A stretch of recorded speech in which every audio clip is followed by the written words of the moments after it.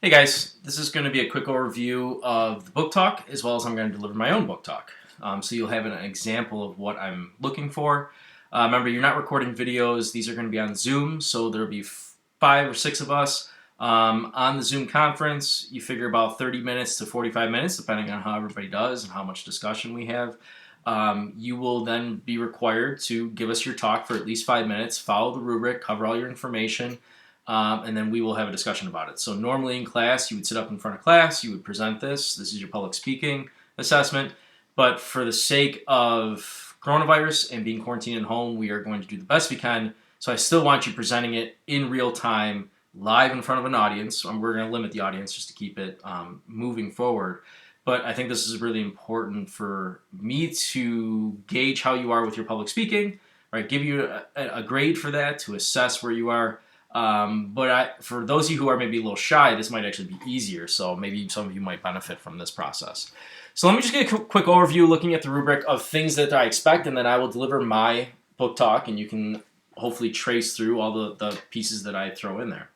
So your book talk is you're selling the book to an audience. Okay, you're trying to give them a little bit of plot summary to provide some context, maybe some biographical information about your author. But then also maybe talk about some larger themes, things that you found very interesting, very thought-provoking while you're reading.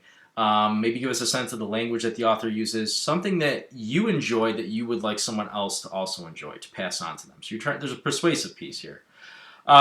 Through the course of that, plot summary, again, keep it short, minimal, provide enough context. You'll see that I will mention some characters. I'll give you some quick ideas about the setting, but I'm not going to give you too much. I'm not going to go into step-by-step chronologically, this is the plot of the story. There's no need for that. All right, you provide just enough to provide to give context to what you're going to talk about.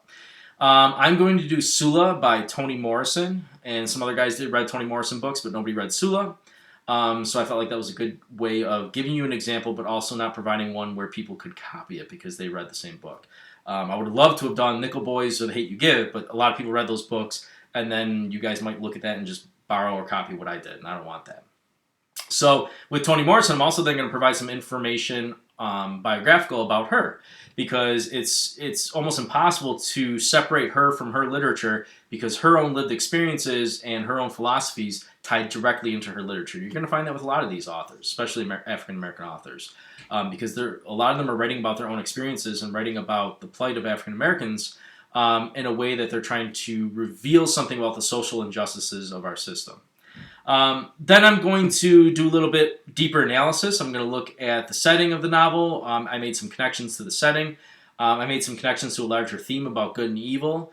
And I'm going to read one little quote from the book. You can always read quotes or passages. Don't sit there and read 4 pages, because I'm smart enough to recognize when you're trying to eat up time in your presentations.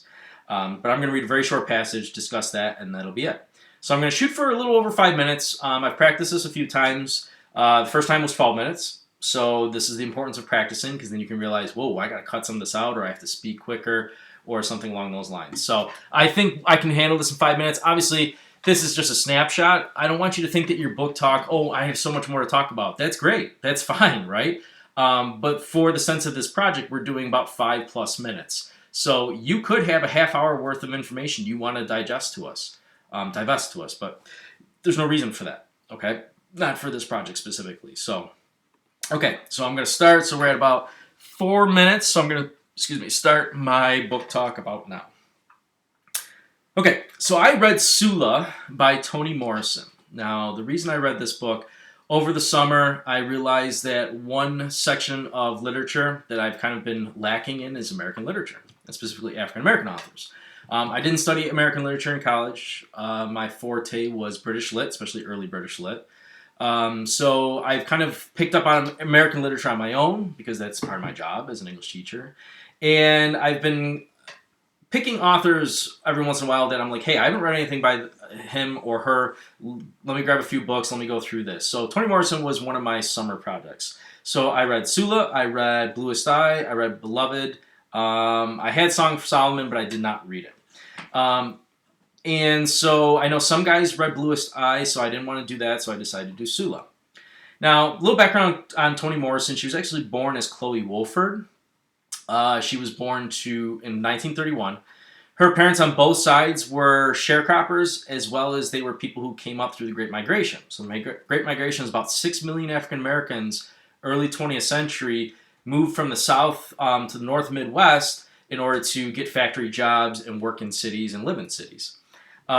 So she has this idea that her family, she can trace her family back to the days of slavery, the days of freed slaves, and then obviously this Great Migration moving north.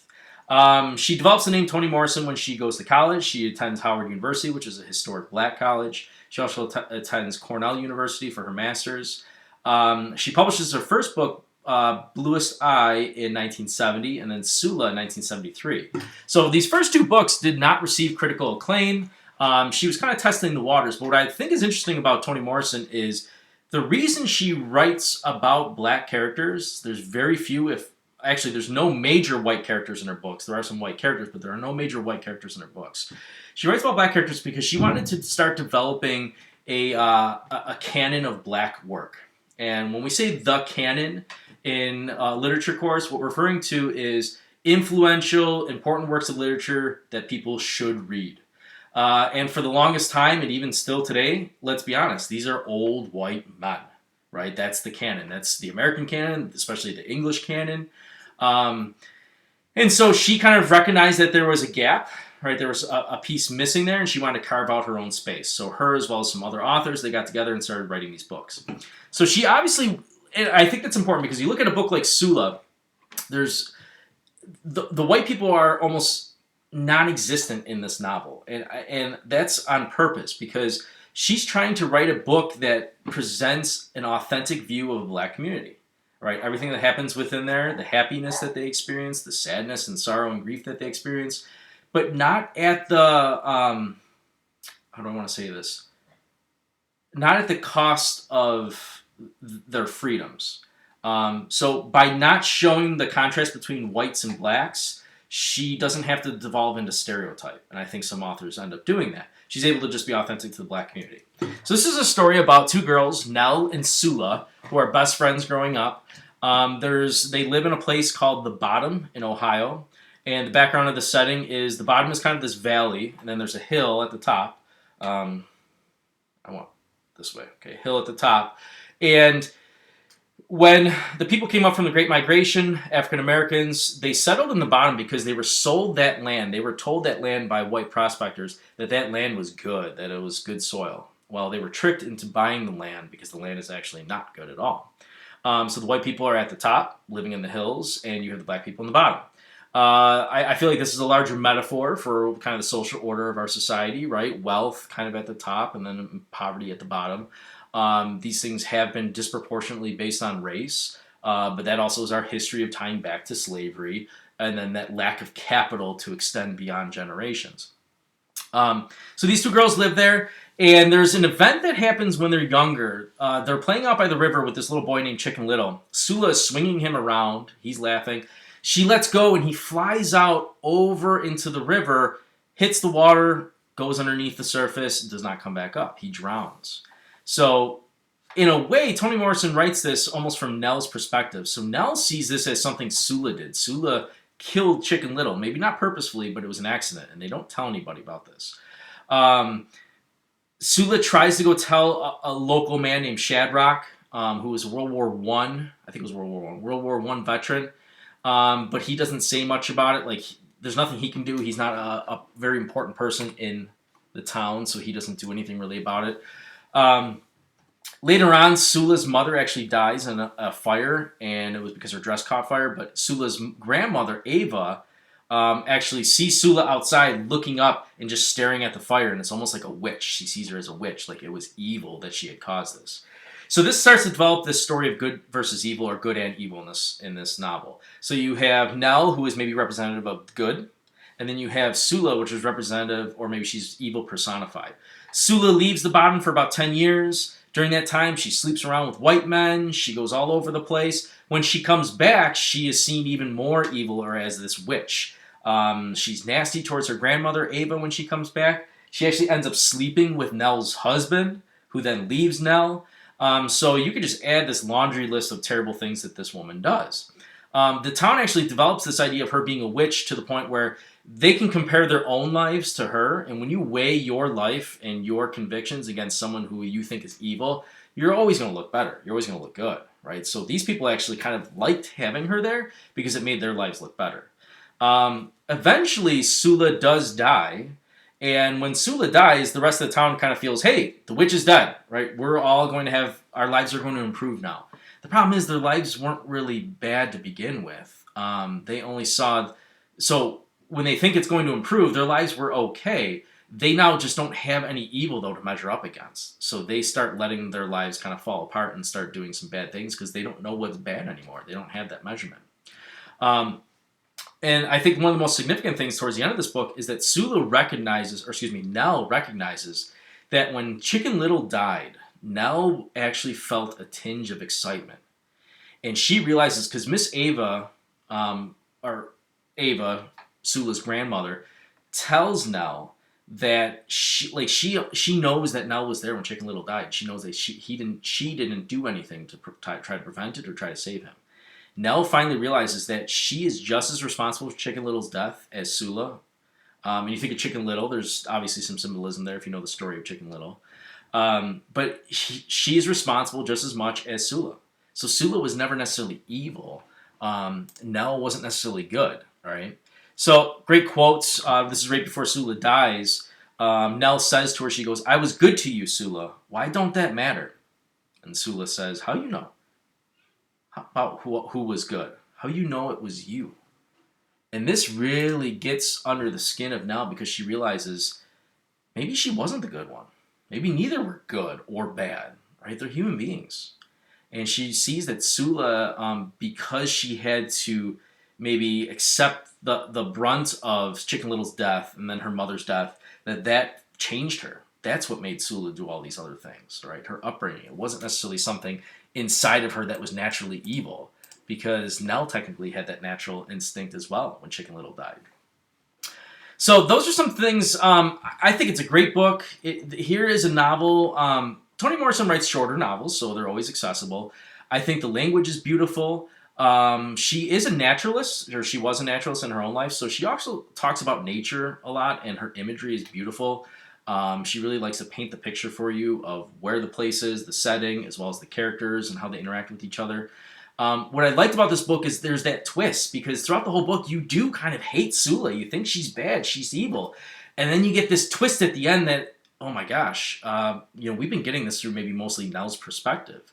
So this idea of a reliable narrator, how much can we trust Nell? And then we find out that Nell actually felt that tinge of excitement when Chicken Little disappeared under the water.